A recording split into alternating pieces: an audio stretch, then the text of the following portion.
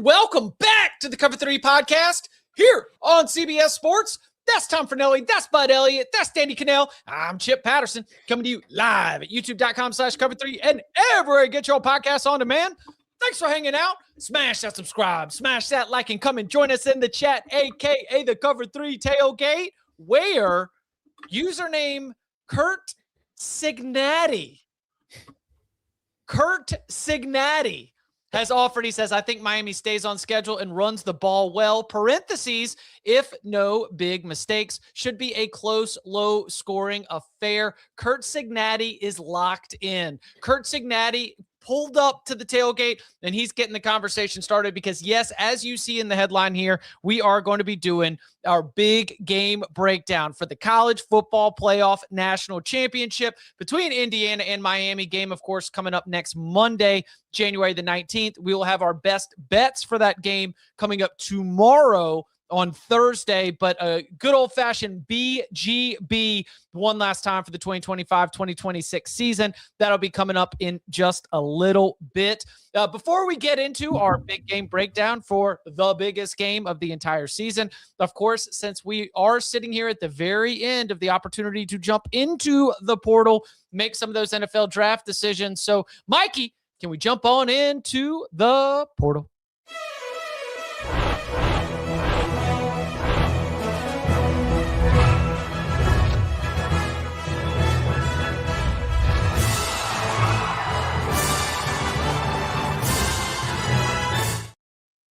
One of our conversations at the beginning of the week and sort of throughout this general shift in terms of roster building is the absence of really high-end elite offensive linemen. Well, we've got one now as Jordan Seaton, once the prized recruit and get for Colorado, has entered the portal. But I'll throw this one to you first. I assume that we're just talking about the belle of the ball here. We're talking about bidding war. Anybody who gets to the table has to have a big stack. Am I off on any of these guesses? Should we be surprised wherever Jordan Seaton ends up going? Ooh, one last time. Oh, no.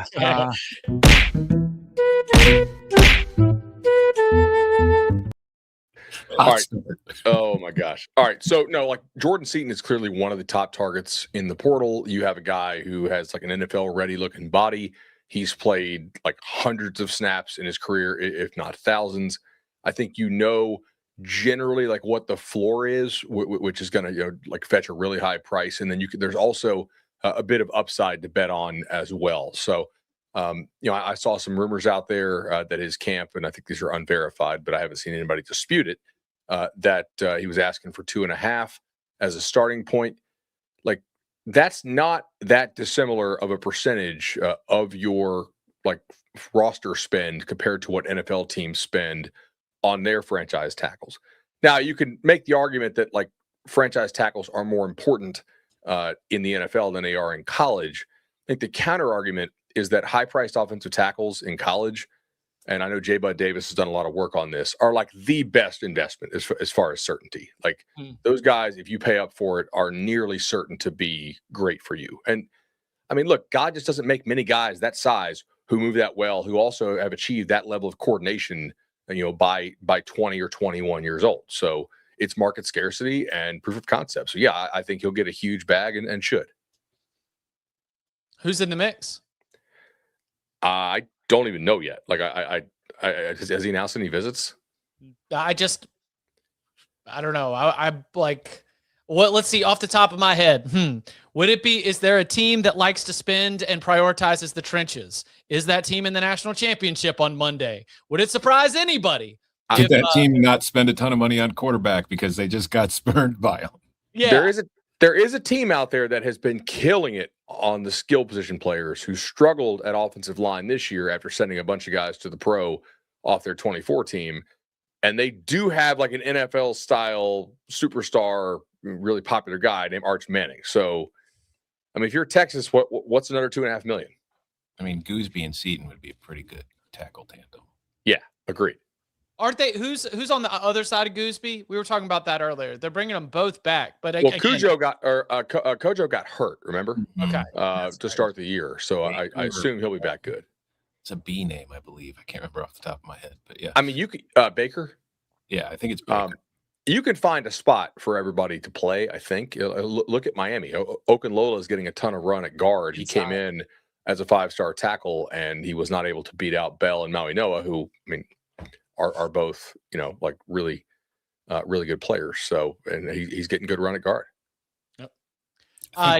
Go ahead, Tom. I was gonna say the best news for Seton is whatever money he does get, like his video production costs don't cost him a dime apparently. So that's all profit. Hey, can we give some context to this one for those who are not super on the inside? Reportedly, but nobody's disputed it. I know. Reportedly, Jordan Seton, the video announcement he had to announce that he was entering the transfer portal was filmed by Colorado's video team under the assumption that he was recording an announcement that he was returning. So cold-blooded. Come on, man. They got video editing on the iPhone these days. I'm just saying, you can make your. I mean, like you've seen who's on TikTok. It can't be that hard to make your own. Come on, Danny. You see anything in Jordan Seton that would like just prize tackle? Yeah. Yeah. Okay. Absolutely. Like sort of big picture thoughts. Yeah. No, I mean, I think Miami is a team that makes a ton of sense to do it. Put in Mawagoa. Mawagoa's back, or is he gone? Gone. No, he's gone. Yeah. He's gone, so they need to replace him. This dude's a freak. I kind of think it's interesting from the other side. What does it mean for Colorado in prime? I mean, if they had a rough year this year, they are not crushing it in the portal the way they did the first 2 years. They didn't crush it in the high school ranks. Now, Colorado looks like they might be in a world of hurt here in the foreseeable future. And is this fan base, which I think is starting to fracture on Dion, on Coach Prime, where are they headed? Is Rick George still there? Yes. No. He stepped down. UAD, yeah. I mean, never wrong, just early, I guess. We'll see. I mean, that there is. It has not gotten to a point where I read the signs and I'm like, oh yeah, 1-11. No, agreed. It's 3 or 4 wins again. Right, but there's a soft bottom in the Big 12 where, it cannot be an abject disaster. The problem is there's just such a thick middle. Is there enough for you to assume that you're going to be able to end up on the right side of enough of those tough matchups to be able to get yourself to 7-8 wins? That projection is very difficult given the pieces in place right now, as I understand them. Yeah, it's kind of hard to know what they're going to do in that league. Like, I think West Virginia is markedly improved. I think Houston markedly different, bro. You seen that roster? Mm-hmm. Yeah. I mean, 75 new players allegedly. I want to see how that gets all sorted out, right? Yeah. Wait for the paperwork to get done on how 75 portal commitments are going to end up getting all brought into school. Is it all 75 portal, or is that? I thought that was portal plus high school. Plus recruiting, yeah. Plus recruiting. I would say 75 portal would be insane. I mean, 75 total new players is insane regardless. 75 portal is like orders of magnitude insane. I was going to say, I think you'd have to be the number 1 team ranked if you had 75 players. I wonder if any of those guys are dudes they took like on condition of being able to enroll early, and if I want to when's the enrollment date for West Virginia? 75 strikes me as a big number. Like, I don't know anything there as far as like all those guys are on the roster and they're in, but like you do see like some oversigning conditioned on enrolling early, and then if you don't get in early, you're like, all right, no, we're good. Man, hell yeah, Rich Rod, bringing it back to the old days. I haven't heard over-signing in a long time.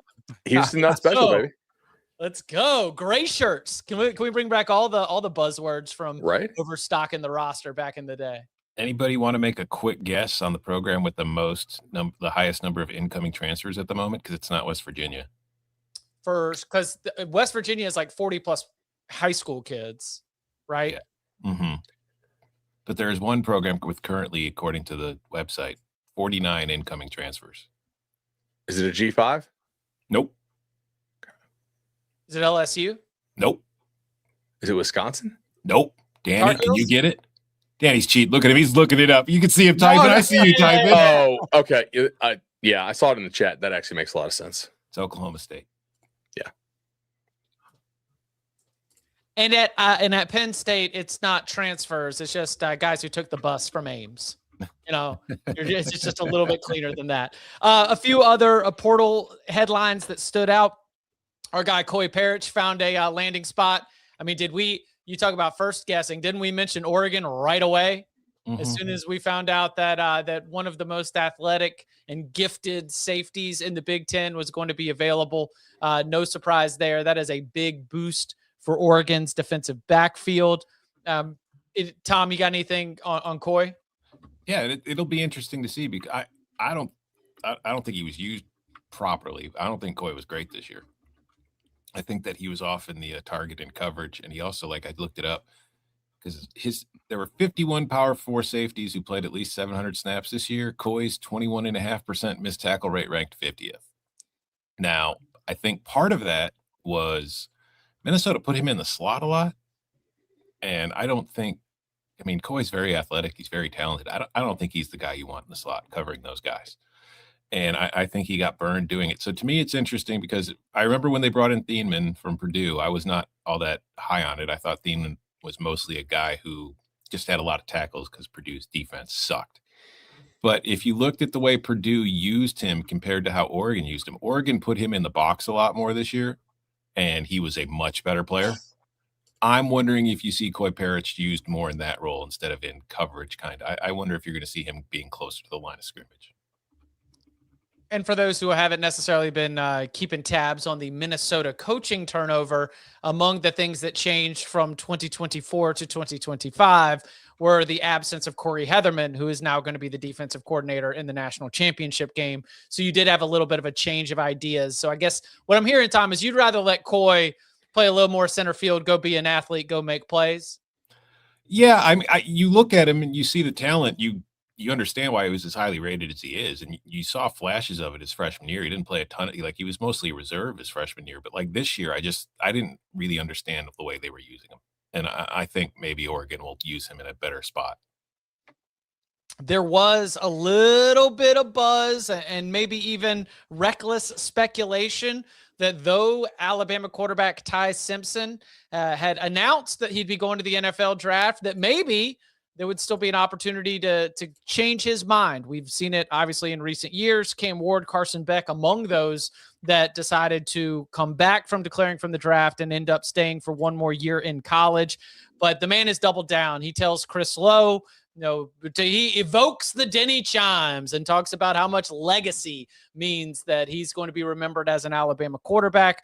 But also it does seem that as we're sitting here on Wednesday morning, more reporting comes out indicating that the paperwork seems to have been really signed. He's going to move on in the NFL. DK, are you surprised that Ty Simpson, because I was posed this question yesterday, should he, right? I mean, the classic, the give an opinion with no actual real value to whether or not your opinion matters or not. Right. Should he go pro or not? And I thought it's a small sample size from what he's actually done. He's old, so if he just wants to move on with his life, that's right. One thing. But I felt like he could have come back and improved his overall profile from what he put on tape.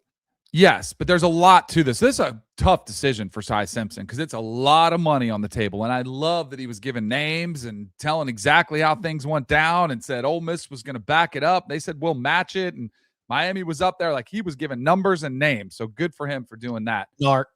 So, yeah. So he has to be getting a first-round grade, in my opinion. Yes. Yeah. And I do think he probably will be a first-rounder. There's a chance, albeit slim, because I don't think Dante Moore is going back. But if Dante Moore went back to Oregon, all of a sudden he could be the number 2 quarterback. Then you could find yourself up there. So let's assume he's getting a first-round grade and he's late in the first round. Jackson Dart was a 25th pick overall last year. Do you know what his signing bonus was?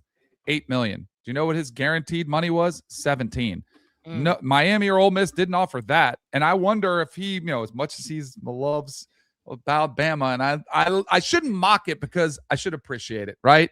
He's kind of bucking Saban leaving. That was he was a Saban recruit. He obviously loves it. Yeah, so I shouldn't mock that. I appreciate somebody who wants to stay true to their school, but I also think still financially, as long as he is a late first-round pick, I'd have to look up the second-round numbers because it's probably not that far off if he was a second-round pick. I think it's the right decision to go, because there is a chance he goes somewhere else, loses it, learns a new system, doesn't excel in it, and he drops to the third or fourth round. He's only got $6.5 million.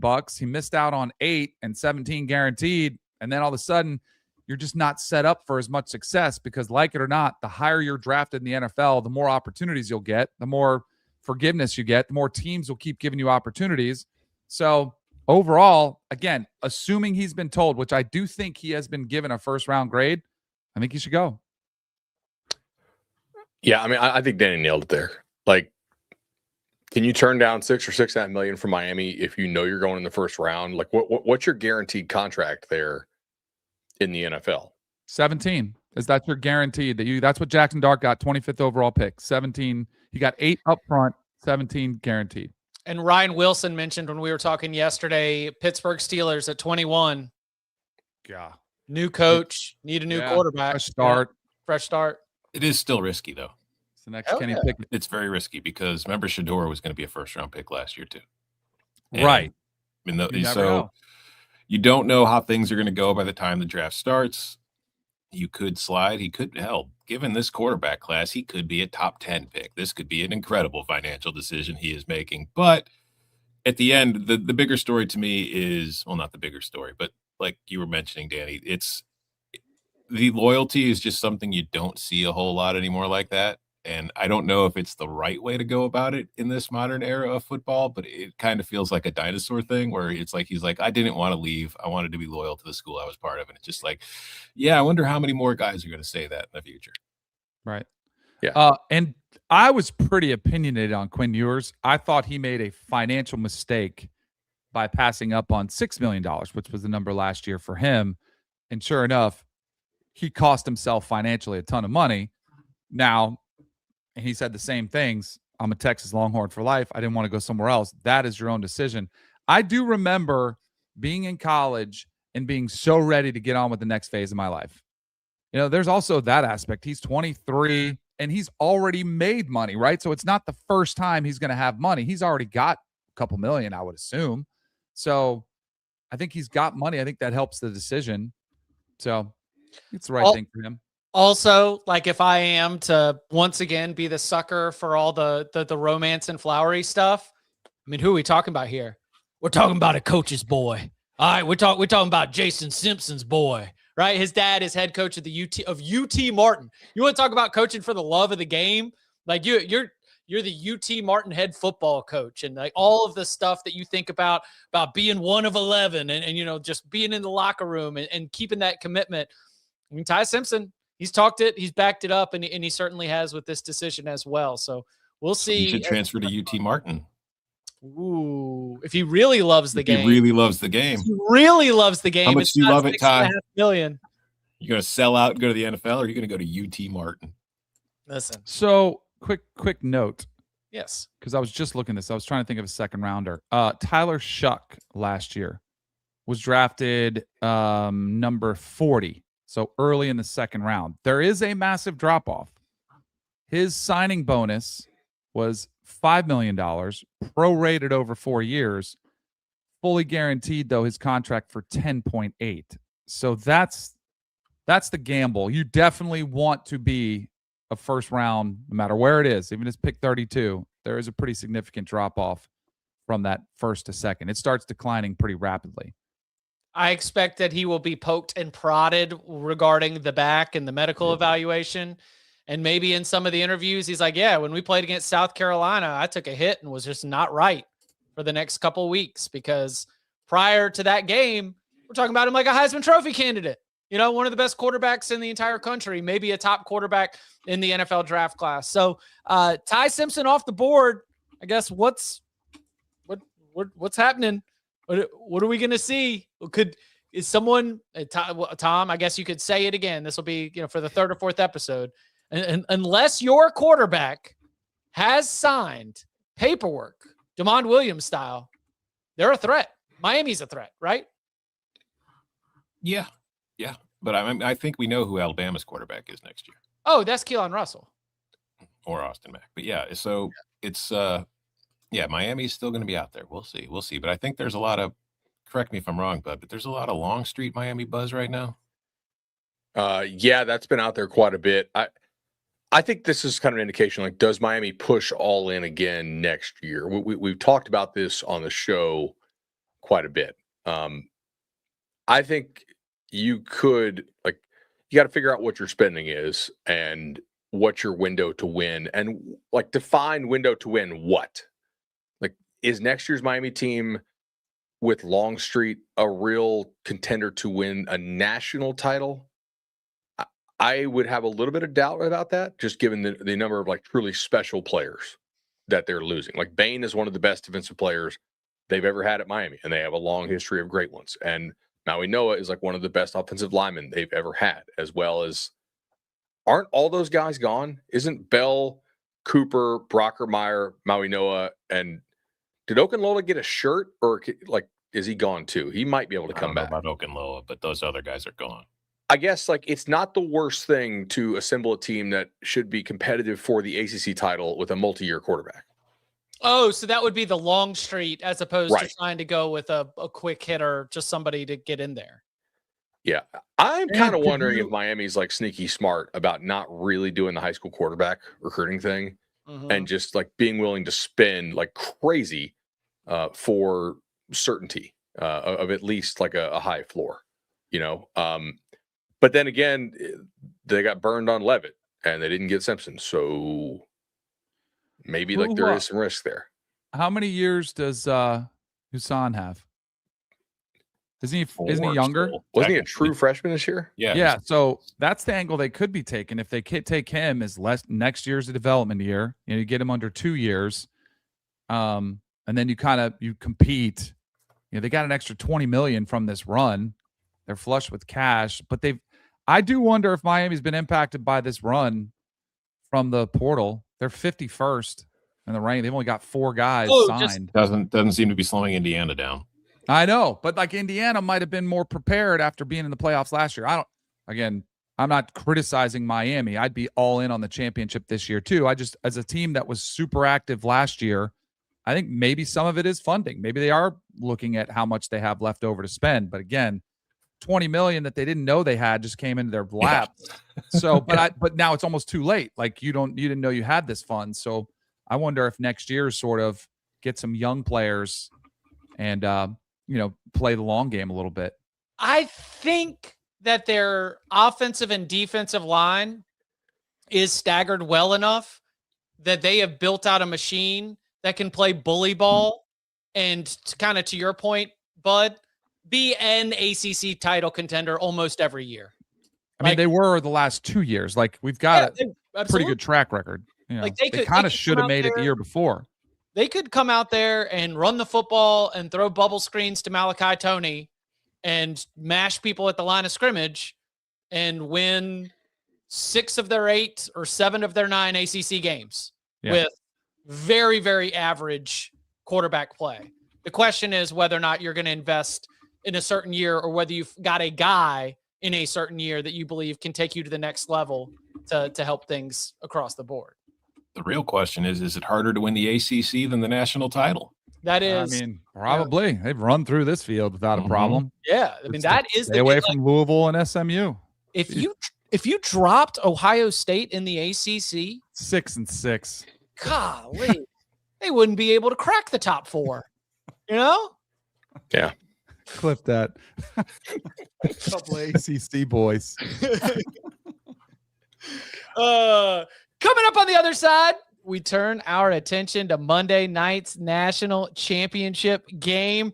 Let's go inside the matchup. Offense against defense, defense against offense, X factors and more. Next.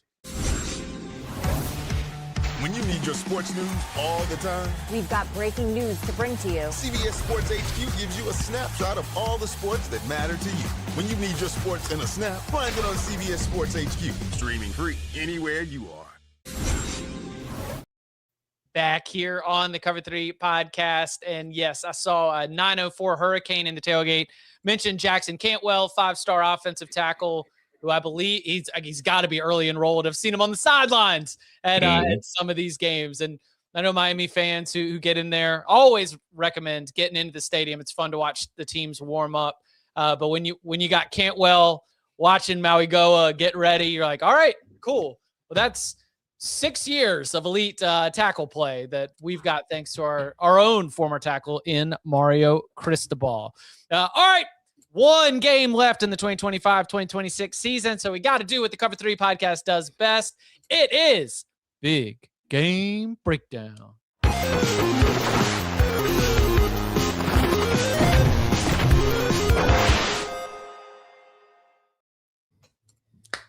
The opening point spread here was 6.5, now out to 7.5, now out to 8.5. Clearly, a lot of folks are favoring Indiana. Our best bets for the game, be they on the spread, total, props, or more. Not props, but it might get exotic. I've heard that'll come tomorrow as we do our national championship best bets.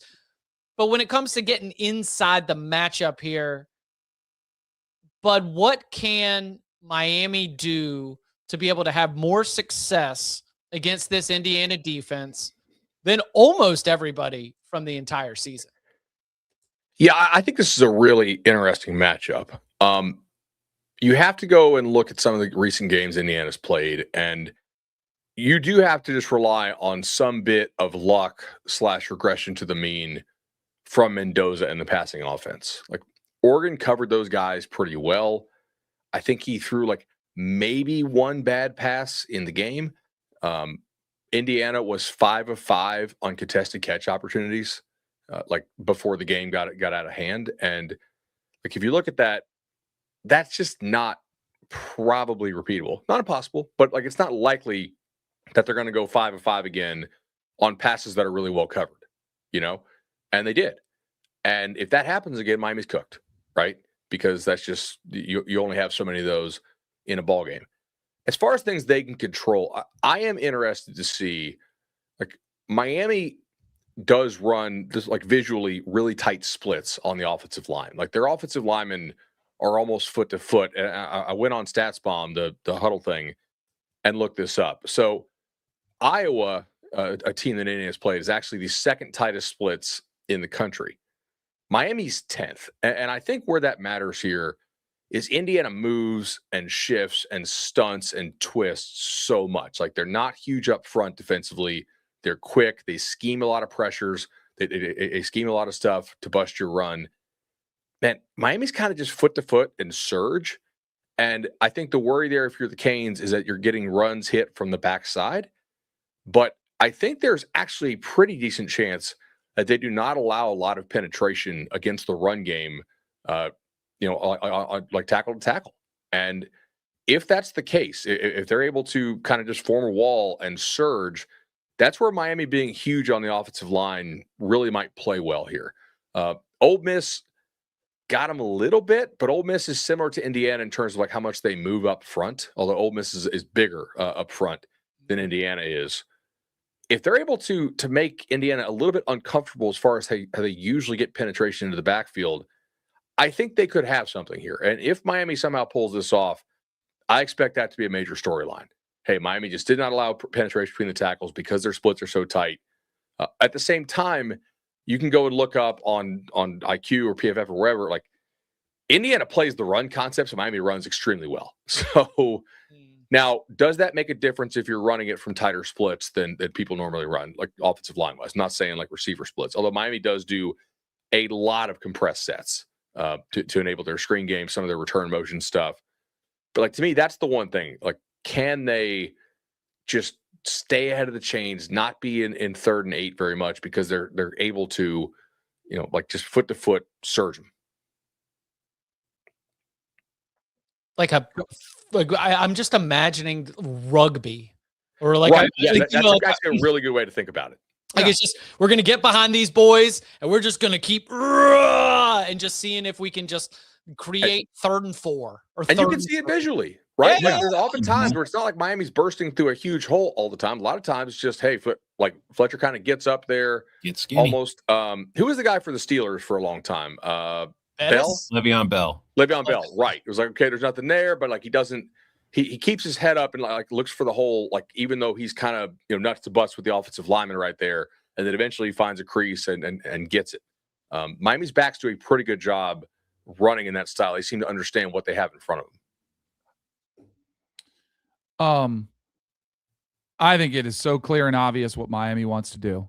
I mean, they have a very clear identity of what they've been in this postseason run, and it has been awesome, and it has worked. They want to run the ball. They want to run Mark Fletcher, and they want those two edges to back their quarterback, and they've been able to do it.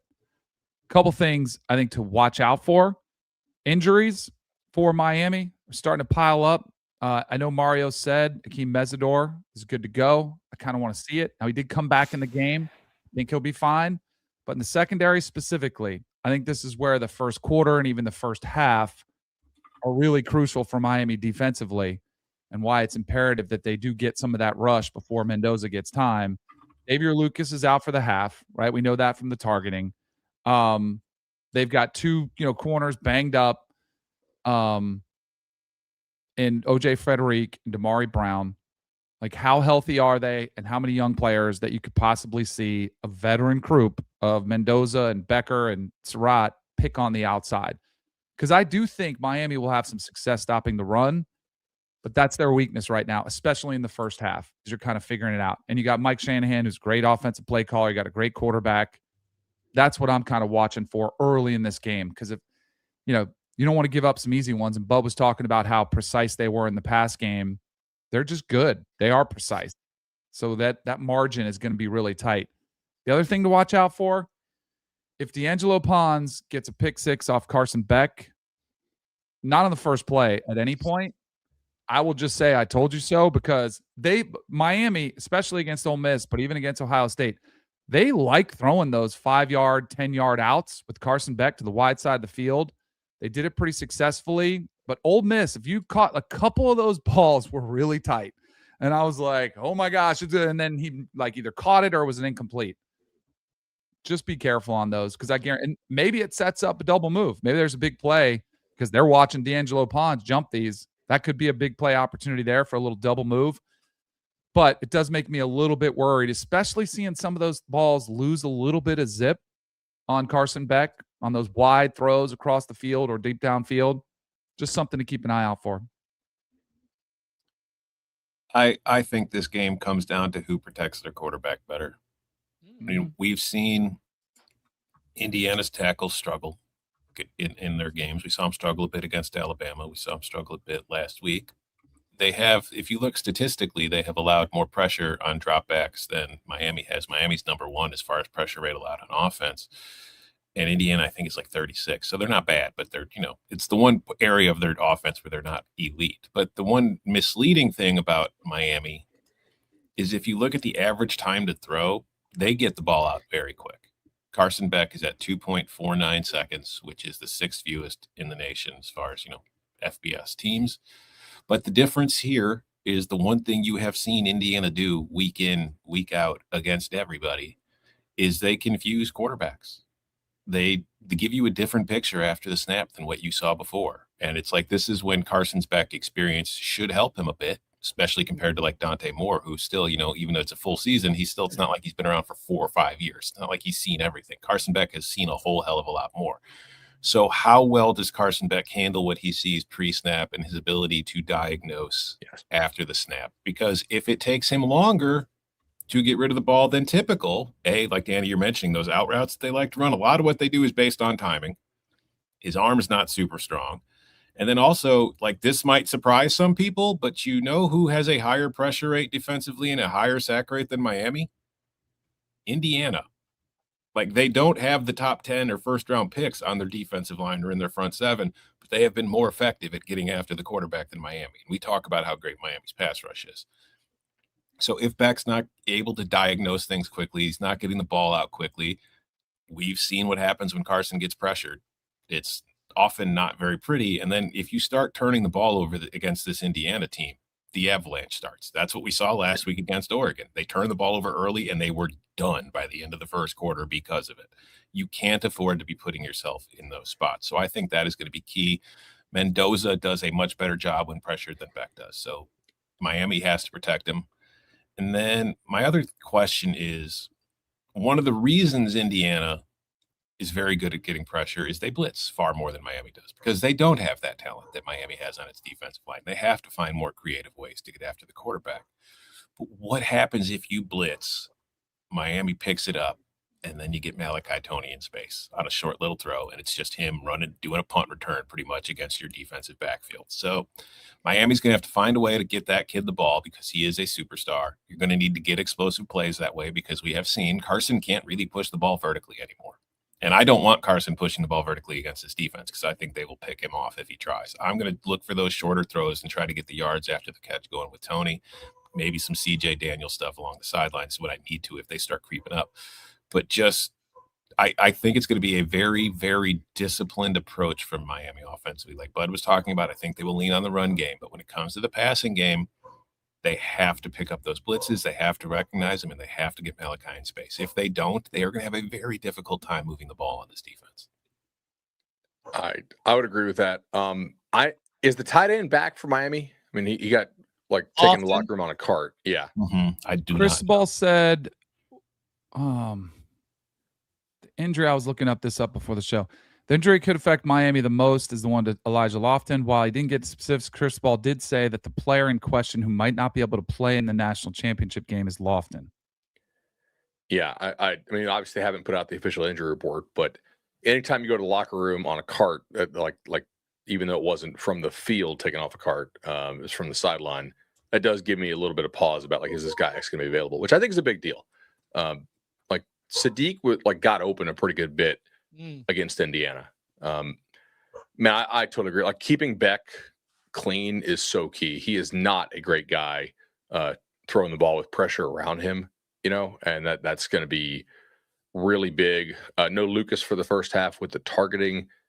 I think that probably lends itself to a really slowly played first half for the Canes, and also probably a more conservative defense. Because when Miami does blitz, they like to send that nickel quite a bit. I mean, they're a little bit thin in the secondary. They've been banged up. I would expect them to play probably more conservatively in the first half, if I could guess, which Indiana, I'm sure, will expect. And guys, I think one of the fascinating things here is like, what kind of tendency breakers can you get going for this Indiana? And like, that's not like, hey, allegations of cheating or anything like that. I think Indiana scouts extremely well as far as like scouting themselves, scouting opponents.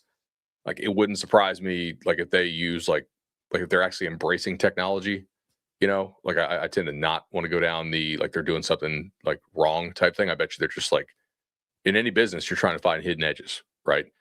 And I mean, like, that's kind of what I would be looking for if I was a staff. Like, hey, like, can I use AI to like map your game film to pick up tendencies that like my film watchers just can't pick up type thing. And it works both ways. You should be self-scouting the same. Yeah. Like, how are we making sure we're not showing any tendencies and have the same type of technology self-scouting? Right. Exactly. So like, can you have some tendency breakers? Can you self-scout like to be able to say, okay, this has been an issue for us. We're going to run this slightly differently. And maybe you create explosives in that way. Like if Indiana is overplaying your tendencies and you successfully break them, it's kind of like, remember on Madden when you like down stick to go run and it's actually a pass and like the guy's wide open type thing. There's a little bit of element of that. Well, that would be the double move on the out route. Yeah. Right. Like that would be like one of the examples of ways that you get them with their hand in the cookie jar, thinking that they've got you dead to rights on the thing that they over scouted. You're just, I mean, man, that is a big responsibility. And I'm not saying that he's not capable of it. That's a big responsibility for Shannon Dawson and the offensive staff to be able to start to put this together. Because to me, defensively, we've already discussed this. Like, one of the reasons why Miami's defense has been so much better, yes, it is the pieces that have come together, but I think Corey Heatherman has just simplified stuff, so you just didn't have these like wide open explosive plays because one assignment was missed. I mean, he realized that they did a good job of getting dudes, of putting the team together.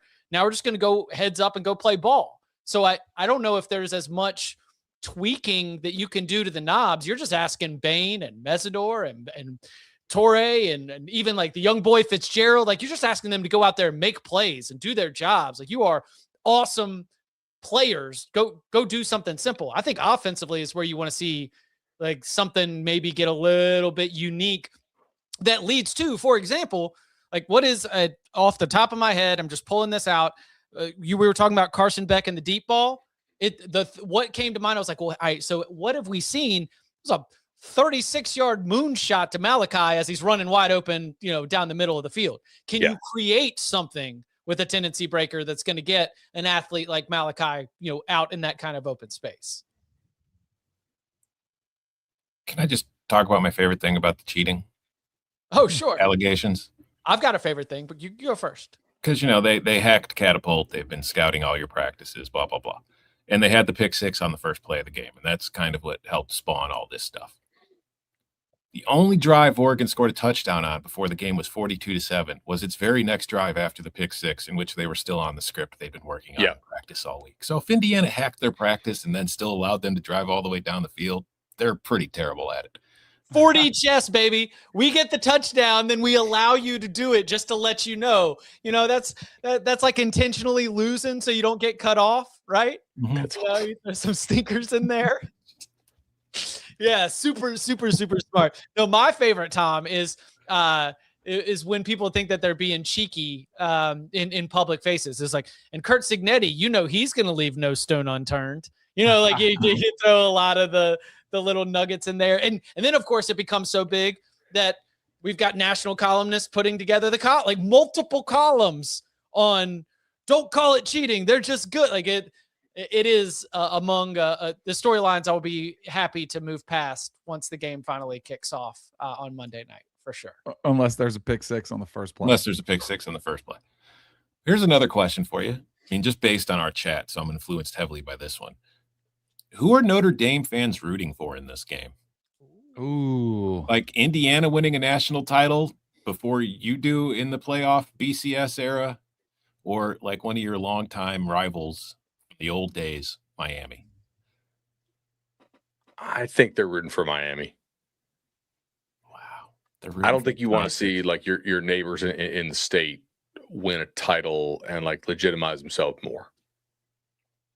I think Notre Dame is so confident in Notre Dame that even though they lost 27-24, they still think they are the better program than Miami. And so Miami winning one would not be threatening. Yeah. Like, Danny, if USF was playing Clemson for the national title, I think, like, if you're one of the fans that's kind of cognizant of the interest of the program, I think I know who I'd be rooting for. You'd be rooting for Clemson. Right, yeah. Because the last thing that you want is another USF team in the state to be able to say that it's, Now, if it was like Florida or USF, let's go Bulls. Right? But Right. Yeah, like, I mean, all day long. Play Miami? That one's easy. Yeah, right. And what about coaching edge? Indiana? Yeah. Yeah, a lot. We've talked about this a little, with the journey of Mario. We did that a little on Monday. Like, I do think that the Miami staff has done a very good job this year, but we've also talked about how what Cignetti's done at Indiana might be the most impressive coaching job in the history of the sport. So you kind of have to give him the edge. I would agree. I don't think even Mario would be insulted by that. I mean, I'm sure he'd play it up, chip on the shoulder, but the job Cignetti's done is just out of this world. Yeah, we'll see if we have to put our, really try to put this in perspective. Miami, but Indiana has to finish the job, and Miami is there with 4 quarters and 60 minutes and a chance to be able to win a national championship that would really, really, I think, change the way that program is looked at and viewed. And I think that work's already been done. I think that Mario's done a fantastic job. The teams that he's beaten along the way, Texas A&M, Ohio State, Ole Miss, I mean, this is big boy type stuff. Ain't no bracket luck with the way that Miami has gotten to the national championship game. But I've changed my opinion on Mario Cristobal and his staff in the course of the season as a whole. And, I've really circled it back here on the podcast. I know to the SMU loss, but I would still go edge Indiana on that one. I mean, in the era of the talent being more spread out than ever before, Indiana is killing people. And they're doing it without like a lot of top, first round type guys. I think you have to attribute that to coaching. So yeah, edge Indiana. Although Mario has done I thought the way he managed the A&M game was really suspect and could have bit them in the ass. But the last two, I feel like he's done a really good job with. Yeah, I would agree with that. I mean, and how about they've just Miami has been able to weather. I mean, the resiliency of this group. They've not just crumbled on their own mistakes. I mean, haven't they had 2 first quarter fumbles in the last 3 games?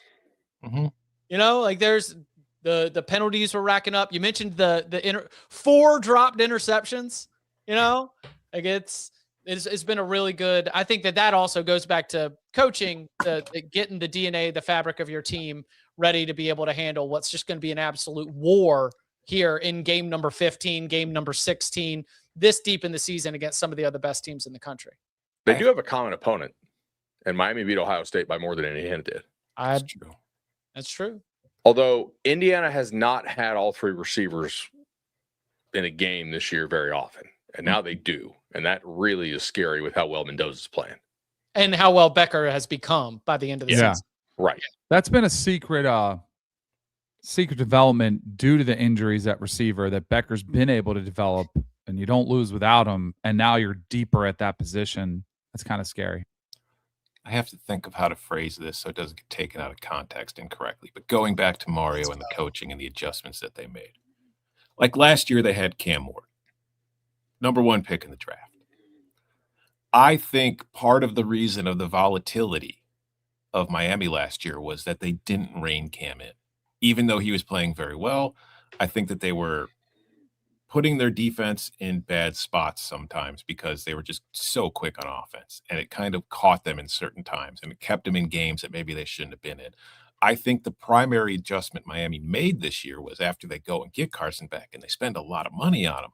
There was still some of that to them early in the year. And then after those losses, or primarily the first loss, they reined Carson in. And they went back to just being like, listen, man, we don't need to take all these damn shots. We could just wear these teams down. We're just better than they are. And I wonder if maybe they'd have taken that same kind of approach last year, their outcomes wouldn't have been as volatile as they were. And maybe they would have won more. Maybe they would have avoided one of those losses that would allow them to get into the college football playoff. Or at least into the ACC championship game. At least that was the thing, is they had a 21-point lead at Syracuse, and all they had to do was win, and they make the ACC championship game. Fran Brown, of course, leading that comeback and telling Dabo, "You're welcome," on the field in one of his many notable year 1 quotables. All right, best bets for the game. That'll be coming up tomorrow on Thursday. But coming up on the other side, coaches, we talked about Husan Longstreet earlier. Coaches are really pushing for a change to the eligibility requirements. We'll spend a quick couple minutes addressing that and more next. The new era of UFC on Paramount Plus comes out swinging. Show-stopping highlight machine Justin Gaethje collides with Liverpool phenom Paddy Pimblett in a must-see main event for the interim lightweight belt. This is how I get down.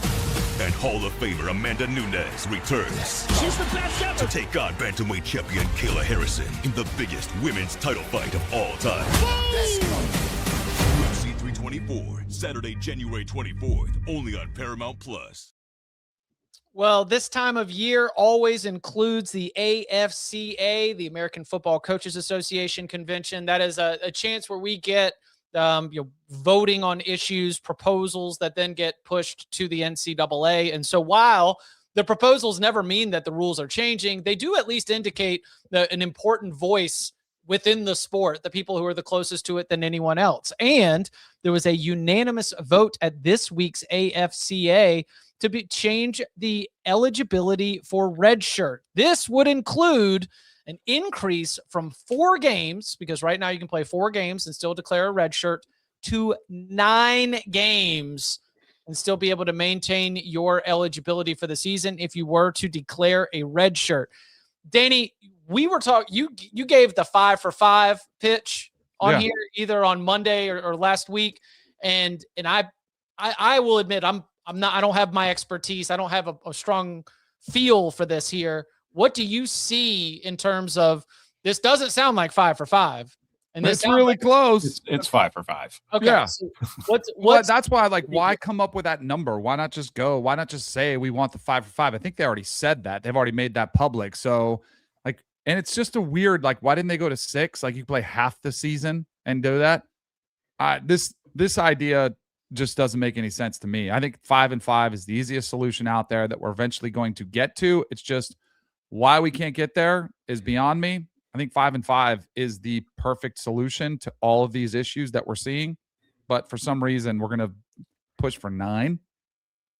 My theory is if you jump straight to 5 to 5, that's going to really jack up recruiting for a year, because suddenly this year's recruiting class, you're going to have a lot fewer spots available. I feel like this is kind of a 5 for 5. And again, this is just the coaches who voted this through. Nobody's approved it yet. Nobody's approved. No. Yeah. Exactly. But I think Right. it is an interesting starting point for that conversation, which is obviously one of the big topics that people are looking at.